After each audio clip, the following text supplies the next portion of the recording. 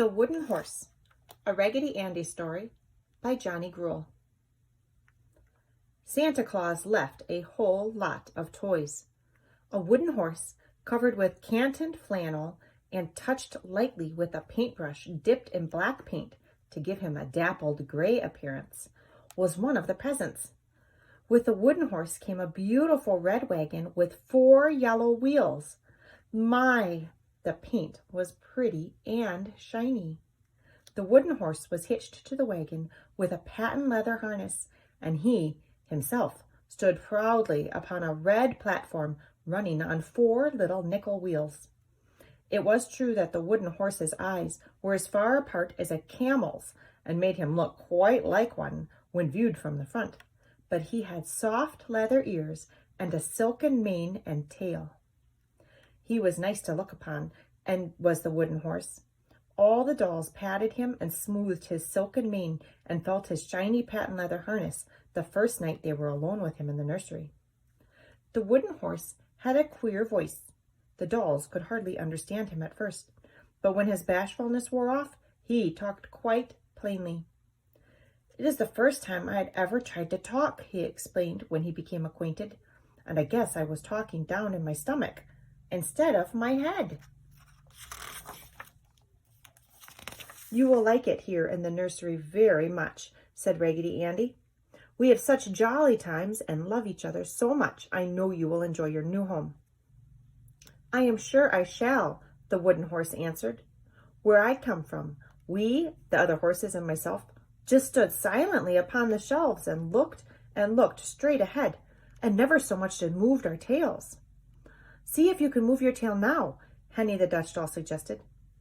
The wooden horse started to roll across the nursery floor, and if Raggedy Ann had not been in the way, he might have bumped into the wall. As it was, the wooden horse rolled against Raggedy Ann and upset her, but could go no further when his wheels ran against her rag foot. When the wooden horse upset Raggedy Ann, he stood still until Uncle Clem and Henny and Raggedy Andy lifted him off Raggedy Ann's feet. "Did I frisk my tail?" he asked when Raggedy Ann stood up and smoothed her apron. "Try it again," said Raggedy Ann. "I couldn't see." She laughed her cheery rag doll laugh, for Raggedy Ann, no matter what happened, never lost her temper. The wooden horse started rolling backwards at this and knocked Henny over upon his back, causing him to cry, "Mama!" in his squeaky voice. Uncle Clem, Raggedy Ann, and the tin soldier all held the wooden horse and managed to stop him just as he was backing out of the nursery door towards the head of the stairs. Then the dolls pulled the wooden horse back to the center of the room. "It's funny," he said, "that I start moving backwards or forward when I try to frisk my tail. I believe it is because you have stood so long upon the shelf without moving," Raggedy Andy suggested. "Suppose you try moving forward." Uncle Clem, who was standing in front of the wooden horse, jumped to one side so hastily his feet slipped out from under him, just as if he had been sliding upon slippery ice.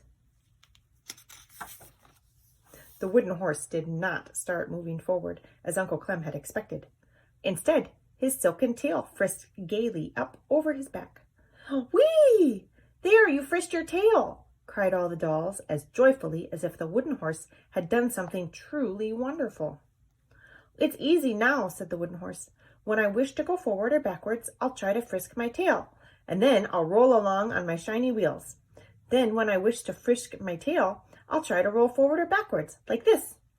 But instead of rolling forward, the wooden horse frisked his tail. "I wanted to frisk my tail then," he said in surprise. "Now I'll roll forward." And sure enough, the wooden horse rolled across the nursery floor. When he started rolling upon his shiny wheels, Raggedy Andy cried, "All aboard!" And taking a short run, he leapt upon the wooden horse's back. Uncle Clem, Raggedy Ann, Henny, the Dutch doll, and Susan, the doll without a head, all scrambled up into the pretty red wagon. The wooden horse thought this was great fun, and round the nursery he circled. His shiny wheels and the pretty yellow wheels of the red wagon creaked so loudly none of the dolls heard the cries of the tiny penny dolls who were too small to climb aboard.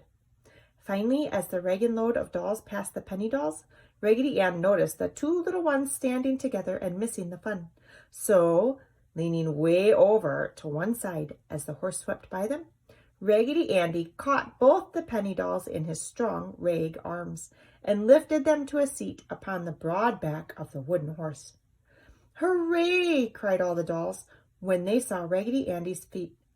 It was just like a Wild West show. "We must have all the fun we can together," said Raggedy Andy. "Good for you!" cried Uncle Clem. "The more fun we can give each other, the more fun each one of us will have." The wooden horse made the circle of the nursery a great many times, for it pleased him very much to hear the gay laughter of the dolls, and he thought to himself, "How happy I will be living with such a jolly crowd." But just as he was about to pass the door, there was a noise upon the stairs, and the wooden horse, hearing it, stopped so suddenly, Raggedy Andy and the penny dolls went clear over his head, and the dolls in the front of the wagon took Raggedy Andy's seat upon the horse's back. They lay just as they fell, for they did not wish anyone to suspect that they could move or talk. "Ha ha ha! I knew you were having a lot of fun!" cried a cheery voice. At this, all the dolls immediately scrambled back into their former places, for they recognized the voice of the French dolly. But what was their surprise to see her dressed in a lovely fairy costume, her lovely curls flying out behind as she ran towards them. Raggedy Andy was just about to climb upon the horse's back again when the French doll leapt there herself, and balancing lightly upon one foot, stood in this position while the wooden horse rolled around the nursery as fast as it could go. Raggedy Andy and the two penny dolls ran after the wagon, and with the assistance of Uncle Clem and Raggedy Ann, climbed up in back. When the wooden horse finally stopped, the dolls all said, "This is the most fun we have had in a long time." The wooden horse, a thrill of happiness running through his wooden body, cried, "It is the most fun I have ever had."